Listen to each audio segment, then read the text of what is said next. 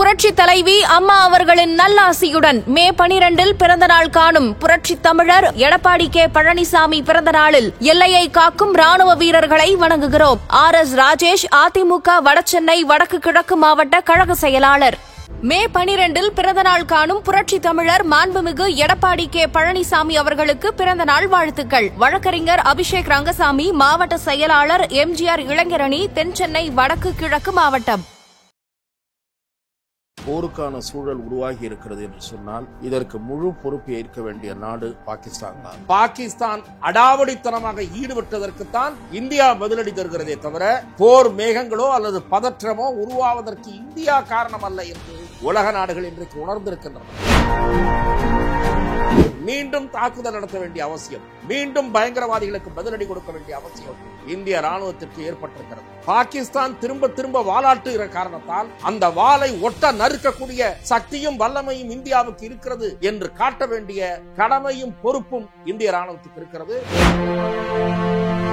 இது முன்பு இருந்தது போல ஐக்கிய முற்போக்கு கூட்டணி அரசு போல பொறுத்துக் கொண்டு பார்க்கிறோம், பொறுத்துக் கொண்டு போவோம், எங்கள் பொறுமைக்கும் ஒரு எல்லை உண்டு என்று பேசிக் கொண்டிருந்த பிரதமர் அல்ல இப்போது இருப்பவர். இப்போது இருக்கக்கூடிய பிரதமர் பதிலடி கொடுப்பதற்கு இந்திய ராணுவத்தை ஊக்கப்படுத்துகிறவர், ராணுவத்தின் பக்கம் நிற்கிறவர், நம்முடைய மக்களை பாதுகாக்கிற வேலையில் முன்னணியில் நிற்பவர்.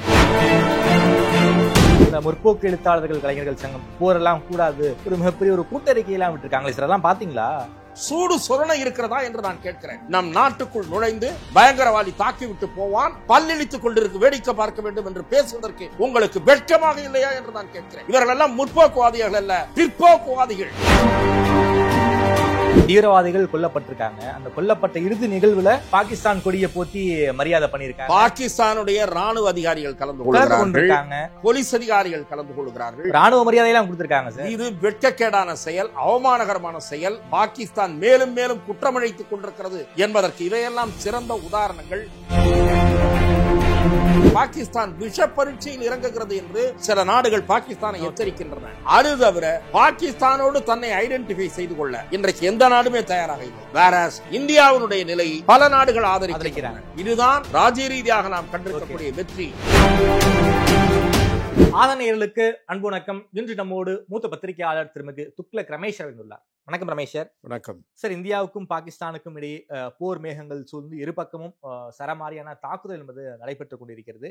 கிட்டத்தட்ட பாகிஸ்தான்ல இருக்கிற 9 தீவிரவாத முகாம்களை இந்திய ராணுவம் அடிச்சிருக்காங்க. பாகிஸ்தான் அனுப்பக்கூடிய ஏவுகணைகளையும் அதே போல ட்ரோன்களையும் வானத்திலே சிதறடிச்சு கொண்டு இருக்கிறது இந்திய ராணுவம், அதே போல இந்திய விமானப்படையும். இந்தியாவுடைய கை ஓங்கிக் கொண்டே வருகிறது. நீங்க எப்படி சார் பாக்குறீங்க? என்ன நடந்துகிட்டு இருக்கு? முதலில் போருக்கான சூழல் உருவாகி இருக்கிறது என்று சொன்னால் இதற்கு முழு பொறுப்பு ஏற்க வேண்டிய நாடு பாகிஸ்தான் தான்.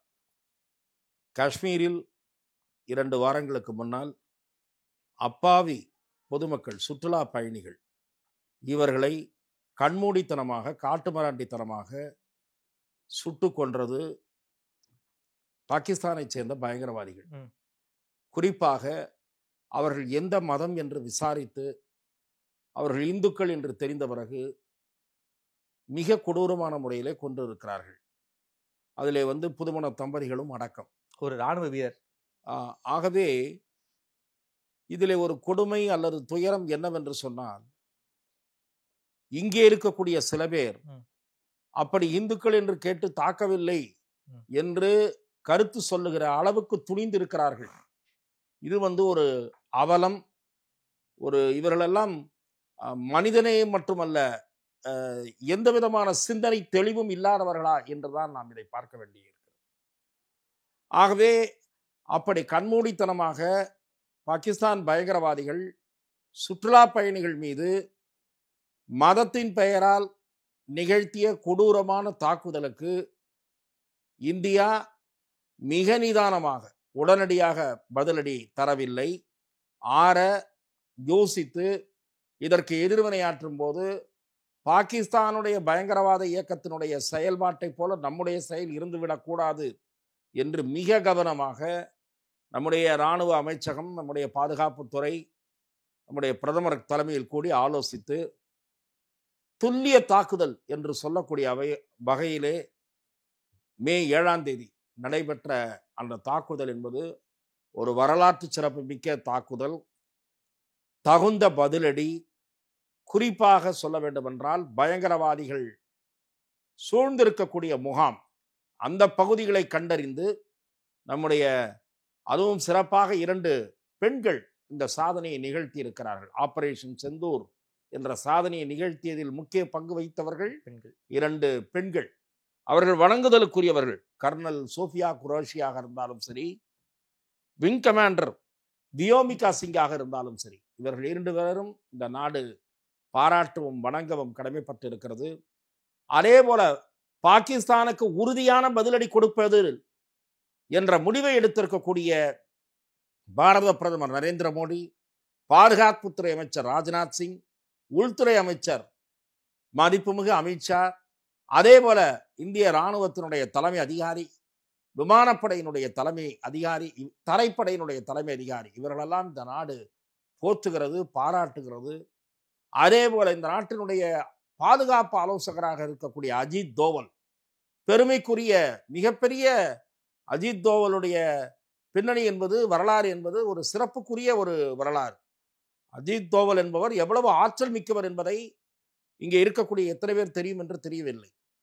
அவர் காவல் பாதுகாப்பு பணியில் ஈடுபட்டிருந்தவர் என்று சொன்னாலும் கூட, இந்த நாட்டிலே வடகிழக்கு மாகாணங்களிலும் பஞ்சாபிலும் காஷ்மீரிலும் தீவிரவாதிகளுடைய நாச வேலைகளை முறியடிப்பதற்கு அரசாங்கத்திற்கு வியூகம் வகுத்து கொடுத்த அதிலே ஒரு முக்கியமானவர் தான் அஜித் தோவல். அவர் திருமதி இந்திரா காந்தி அவர்களால் காலத்தில் இருந்தே அந்த பணியை மேற்கொண்டு வருகிறார், இந்த நாட்டுக்காக மேற்கொண்டு வருகிறார். ஆகவே அவரை மோடி உறுதியாக ஆதரிக்கிறார். இன்றைக்கு வலிமையான ஒரு அரசாங்கம், உலக நாடுகளுடன் நட்புறவு பேணுகிற ஒரு பிரதம அமைச்சர், சாணக்கியத்தனத்தோடு செயல்படுகிற ஒரு அரசாங்கம் இருக்கின்ற காரணத்தால் பாகிஸ்தான் அடாவடித்தனமாக ஈடுபட்டதற்குத்தான் இந்தியா பதிலடி தருகிறதே தவிர, போர் மேகங்களோ அல்லது பதற்றமோ உருவாவதற்கு இந்தியா காரணம் அல்ல என்று உலக நாடுகள் இன்றைக்கு உணர்ந்திருக்கின்றன. அந்த வேலையை ஜெய்சங்கர் பண்ணிக்கிட்டு இருக்காரு, உலக நாடுகள் கிட்ட பேசிக்கிட்டு இருக்காரு. அவர் ஒரு புறம் செய்து கொண்டிருக்கிறார். இன்னொரு புறம் பாகிஸ்தான் திரும்பவும் முட்டாள்தனமான வேலைகளில் ஈடுபடுகிறது. முதலில் காஷ்மீரில் அவர்கள் நடத்திய தாக்குதலுக்குத்தான் எதிர்வினையாற்றியது. அங்கே போய் ஜெய்ஷி முகமதும் லஷ்கரி தொய்பா இயக்கத்தைச் சேர்ந்தவர்களுடைய முகாம்களை பாகிஸ்தானிலே போய் இந்திய விமானப்படை தாக்குதல் நடத்தி அழித்ததை தவிர சிவிலியன்ஸ் யாரையும் நம்முடைய விமானங்களோ நம்முடைய இராணுவத்தினரோ தாக்குதல் நடத்தவில்லை. பாகிஸ்தானிலே இருக்கக்கூடிய சிவிலியன்ஸ் மீது தாக்குதல் நடத்தவில்லை.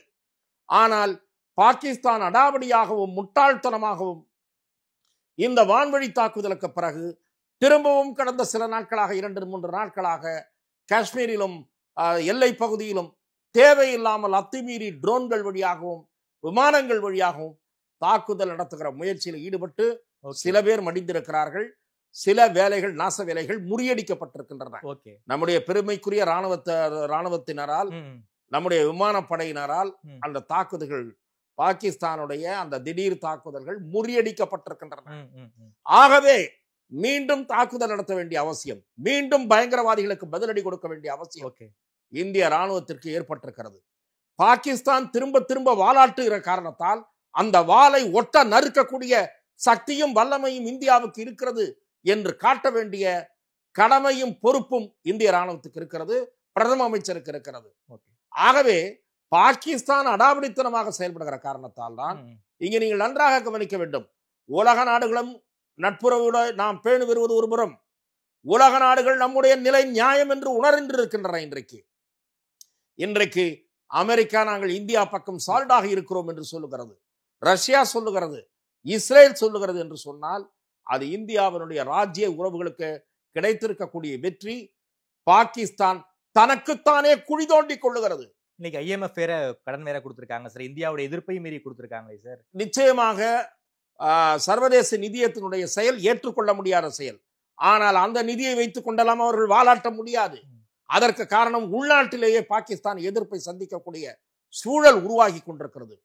பாகிஸ்தானின் இத்தகைய பயங்கரவாத ஊக்குவிப்பு செயல்களுக்கு எதிராக மக்கள் அங்கே குரல் கொடுக்க தொடங்கி இருக்கிறார்கள். ஒரு மிகப்பெரிய குரல் வந்திருக்கு, அங்கே குரல் வலுக்க தொடங்கி இருக்கிறது. அது வலுப்பதுதான் அந்த நாட்டுக்கு நல்லது. இல்லாவிட்டால் பாகிஸ்தான் பேரழிவை சந்திக்கும். இந்தியாவிடம் வாலாட்டினால் அதற்குரிய விலையை அது பாகிஸ்தான் தந்தே தீர வேண்டும். ஏனென்றால் இது முன்பு இருந்தது போல ஐக்கிய முற்போக்கு கூட்டணி அரசு போல பொறுத்து கொண்டு பார்க்கிறோம், பொறுத்து கொண்டு போவோம், எங்கள் பொறுமைக்கும் ஒரு எல்லை உண்டு என்று பேசிக் கொண்டிருந்த பிரதமர் அல்ல இப்போது இருப்பவர்.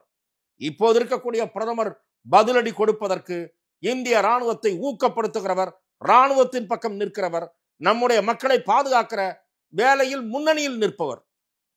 26 அப்பாவி உயிர்கள் பலியானதற்கு பிறகும் கூட நாம் நிதானமாகத்தான் தாக்குதலை நடத்தி இருக்கிறோம். துல்லிய தாக்குதலாக பயங்கரவாதிகளை ஒழிப்பதுதான் நம்முடைய நோக்கமாக இருக்கிறது. பாகிஸ்தானை ஒழிப்பது என்ற முடிவை நாம் எடுக்கவில்லை. அந்த போக்கிலும் நாம் செயல்படவில்லை. பயங்கரவாதிகளை அழித்தொழிப்போம்.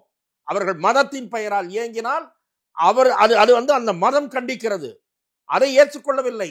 ஆனால் இங்கே இருக்கிறவர்கள் சில பேர் மோடி எதிர்ப்பு, மோடி துவேஷம் காரணமாக ஊழையிடுகிறார்கள். இது ஊழை.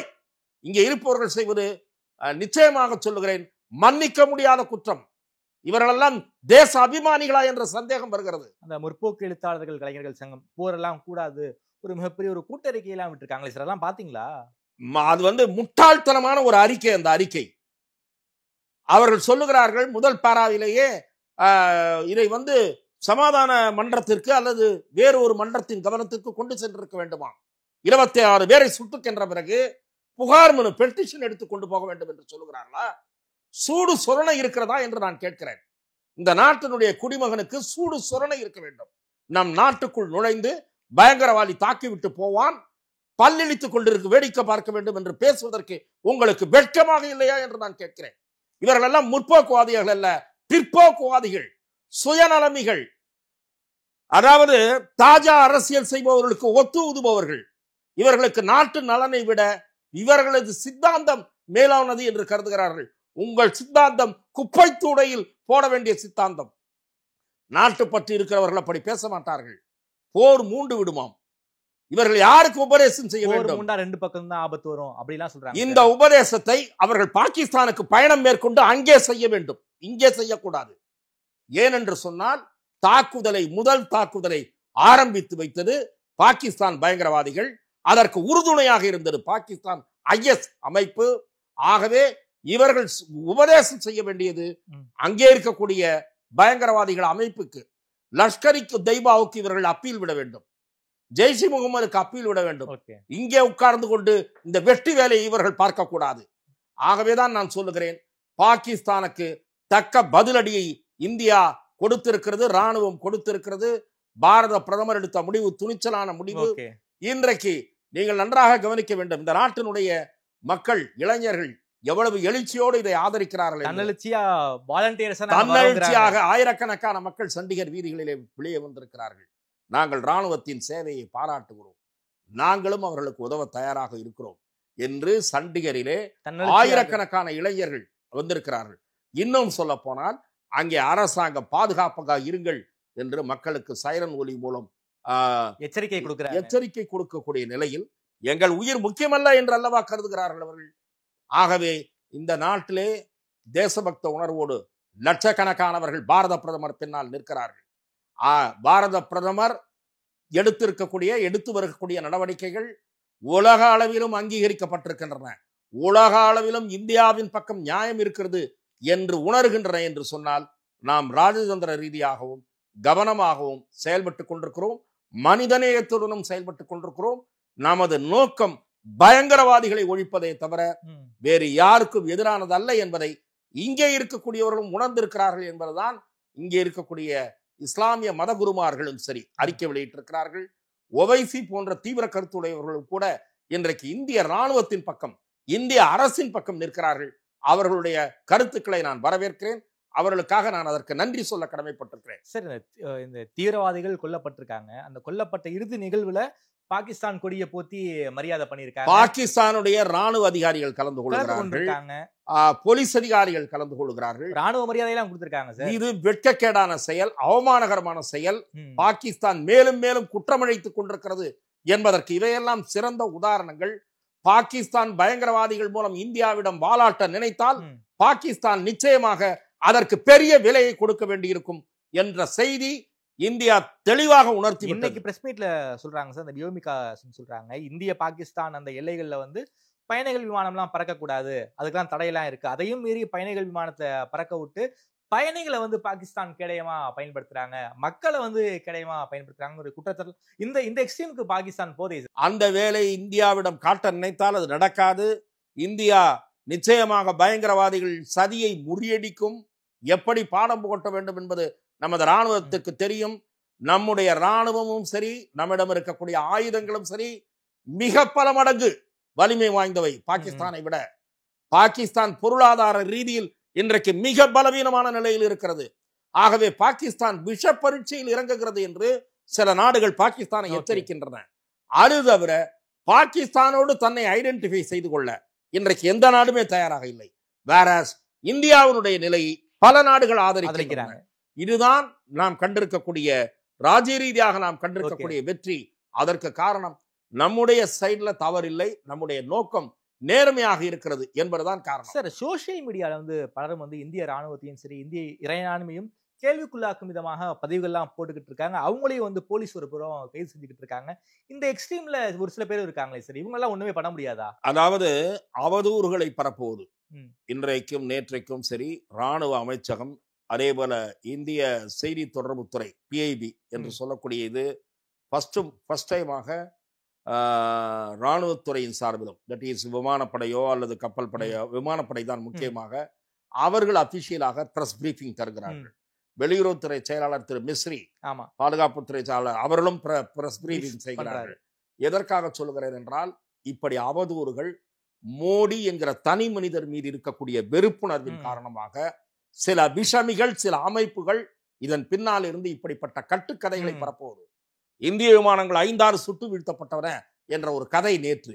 அதே போல ஒவ்வொரு நாளும் கட்டுக்கதைகள், பொய்க்கதைகள். 60 பேரை கொன்று விட்டார்கள் இராணுவத்தினர், அங்கே வந்து குழந்தைகள் உட்பட 60 பேர் மரணம், சில இராணுவ வீரர்கள் மரணம். இப்படி பொய் தகவல்கள் பரப்புகிறவர்கள், அது எந்த மீடியாவாக இருந்தாலும் சரி, அது நிர்தாட்சியமாக மூடப்படுவதோ, அவர்கள் மீது சட்ட ரீதியான நடவடிக்கை எடுப்பதோ, தேச பாதுகாப்பு சட்டத்தின் கீழ் கைது செய்வதோ தவறே கிடையாது. அத்தகைய நடவடிக்கைகளை எடுக்க வேண்டும். திருமதி இந்திரா காந்தி எமர்ஜென்சி காலத்தில் எடுத்த நடவடிக்கைகள் வேறு காரணங்களுக்காக எடுக்கப்பட்டவை. உள்நாட்டிலே கொதிப்பு என்று சொல்லி maintenance of internal security act என்கிற மிசா சட்டம் இந்திரா காந்தி பிரயோகப்படுத்தினார். ஆனால் இப்போது வெளிநாட்டு ஆபத்து சூழ்ந்திருக்கிற நேரத்தில், குறிப்பாக பயங்கரவாதிகளால் இந்த நாடு பிரச்சனையை சந்திக்கிற நேரத்தில், இவர்களை பாதுகாப்பு சட்டத்தின் கீழ் கைது செய்ய வேண்டும். இப்படிப்பட்ட விஷமிகளை, தவறான தகவல்களை பரப்புகிறவர்களை உடனடியாக கைது செய்ய வேண்டும். அத்தகைய வலைத்தளங்களை உடனடியாக முடக்க வேண்டும். இவையெல்லாம் கருத்து சுதந்திர பறிப்பல்ல, இவையெல்லாம் கருத்து திரிப்பாளர்களை உள்ளே தூக்கி வைப்பது என்றுதான் மக்கள் வரவேற்பார்கள். ஓகே சார், இன்று மாலை தமிழக முதல்வர் ஸ்டாலின் அவர்கள் முன்னாள் ராணுவத்தினர் அவங்க குடும்பத்தோடு சேர்ந்து இந்திய ராணுவத்திற்கு ஆதரவாக ஒரு பேரணி நடத்த போறாரு. இதை பாஜகவும் வரவேற்று இருக்காங்க. தமிழ்நாடு அரசினுடைய முடிவை நீங்க எப்படி சார் பாக்குறீங்க? நிச்சயமாக இது வரவேற்கக்கூடியதுதான். மக்கள், தமிழ்நாட்டு மக்கள் சாலிடாரிட்டி இருக்கிறது என்று காட்டுவது என்பது. இந்தியா முழுக்க இன்றைக்கு சாலிடாரிட்டியோடு இருக்கிறது. இவர்கள் பிரதம அமைச்சருக்கு அந்த ட்ரிபியூட்டை கொடுக்காமல் நாங்கள் ராணுவத்தை பாராட்டுகிறோம், ராணுவத்துக்கு உறுதுணையாக இருக்கிறோம் என்று சொன்னாலும் கூட, இதன் முழு பெருமையும் மத்திய அரசுக்கு, இன்றைய பாரதிய ஜனதா அரசுக்கு, துணிச்சலான முடிவுகளை எடுக்கக்கூடிய நரேந்திர மோடி அவர்களுக்கு தான் இந்த பெருமையெல்லாம் போய் சேரும். நம்முடைய ராணுவத்தினருக்கு ஊக்கமளிக்க வேண்டும். ஊக்கமளிக்காவிட்டால் ராணுவம் எப்படி உங்களுக்கு தைரியமாக, அவர்களுக்கு முழு பவர் கொடுக்கப்பட்டு தீர்மானம் நிறைவேற்றப்படுகிறது.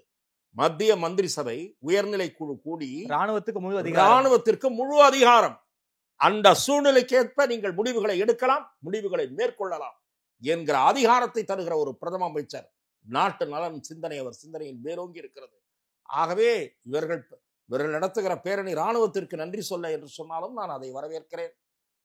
இது வந்து தமிழக அரசு மட்டுமல்ல, இந்தியா முழுவதும் இருக்கக்கூடிய கட்சிகள் பிரதமர் மோடி மீது தனிப்பட்ட முறையில் பகைமையும் காழ்ப்பும் கொண்டிருந்தாலும் கூட அகில இந்திய காங்கிரஸ் கட்சியே இன்றைக்கு இதை வரவேற்கிறது. இன்னும் கடுமையான பாடம் புகட்ட வேண்டும் என்ற அளவுக்கு கருத்து கூறிக்கொண்டிருக்கிறது. இங்கே இருக்கிற சில உதிரிகள் தான் குழப்பம் செய்கிற வேலையையும் அவதூறு பரப்புகிற வேலையும் சில உதிரிகள் பார்த்து கொண்டிருக்கிறார்கள். அவர்களுக்கு மக்கள் வருகிற தேர்தலில் தக்க பாடம் புகட்டுவார்கள். புத்தி உரைக்கிற மாதிரியான வேலைகளை அவர்கள் பாடம் புகட்டுவார்கள். நேரம் கொடுத்து பேசியமைக்கு நன்றி ரமேஷ். வாய்ப்புக்கு நன்றி.